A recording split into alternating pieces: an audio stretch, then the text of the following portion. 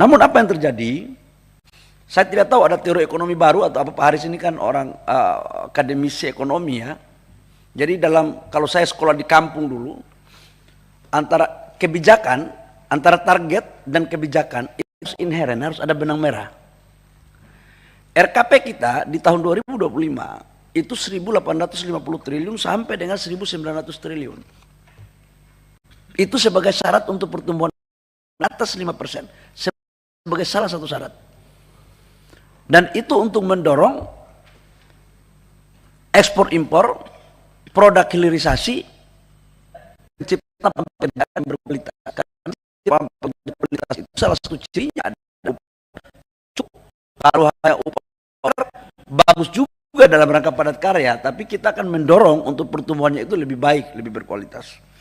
Namun apa yang terjadi pimpinan, saya tidak bermaksud untuk mengeluh, enggak.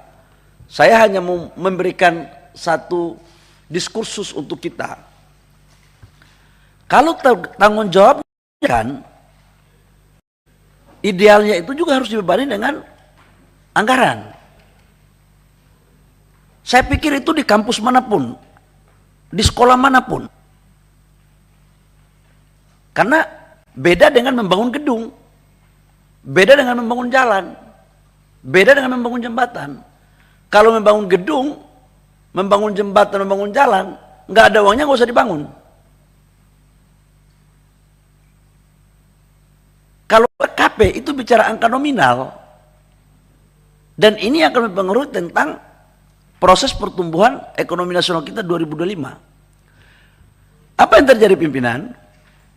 Kalau kita lihat pada basis anggaran kita, coba lihat di slide nomor,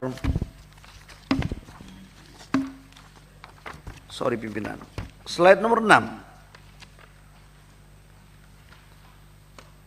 Coba lihat slide nomor 6. Itu beban target investasi naik, tapi dibarengi dengan kenaikan anggaran. Gitu loh. Nah, ini tahun 2025, saya baru menemukan teori ekonomi kayak begini. Ini kita belajar semua ini. Karena itu saya tidak akan banyak bicara dalam rapat hari ini, karena belum saya menemukan teorinya. Kalau memang pimpinan dan seluruh Bapak Ibu anggota DPR punya teori baru, tolong ajarin saya. Bagaimana mungkin target investasi dinaikkan 1.850 triliun, anggarannya diturunkan dari target 1.400 triliun 2023 dengan anggaran 1,2 triliun lebih. Sekarang dinaikkan tapi anggarannya diturunkan menjadi 600 miliar lebih.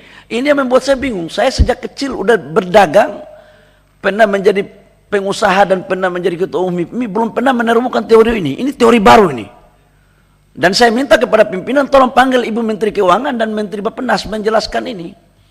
Nah, karena itu dalam teori saya dengan basis anggaran yang ada, maka saya menurunkan RKP, saya koreksi menjadi 800 miliar. Jadi saya ingin mengatakan dalam forum yang terhormat ini, RKP yang dibuat oleh Bappenas dan Menteri Keuangan 1.800 miliar itu tidak inheren bergaris lurus dengan anggaran yang diberikan. Nggak apa-apa biar media tahu.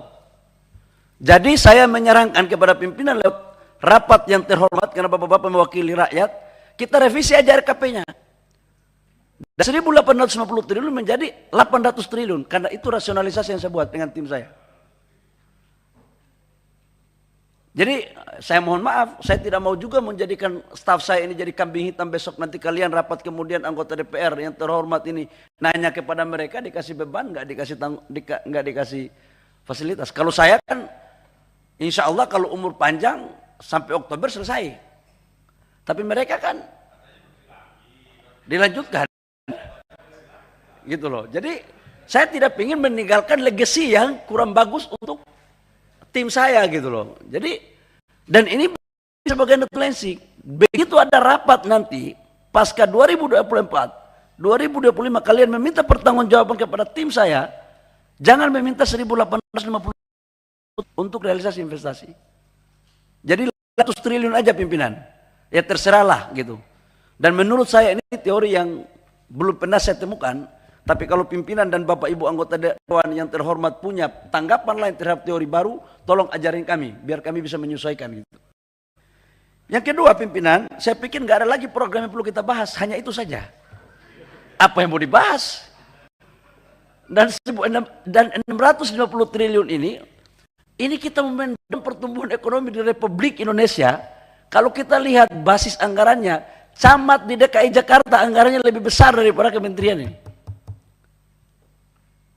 Dan kalau boleh pimpinan, kalau begini terus ya rapatnya cukup 1 tahun 1 kali sajalah. Apa yang kita mau evaluasi kalau model kayak begini? Saya pikir itu aja pimpinan, supaya rapatnya bisa cepat selesai. Terima kasih. Kurang lebihnya mohon maaf. Wabillahi taufiq wal hidayah. Wassalamualaikum warahmatullahi wabarakatuh. Shalom dan salam sejahtera untuk kita semua. Terima kasih Pak Menteri. Saya sedikit saja mengomentari paparan Pak Menteri.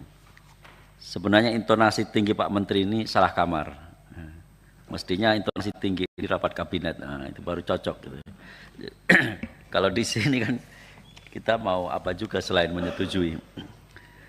Baik, untuk melakukan pendalaman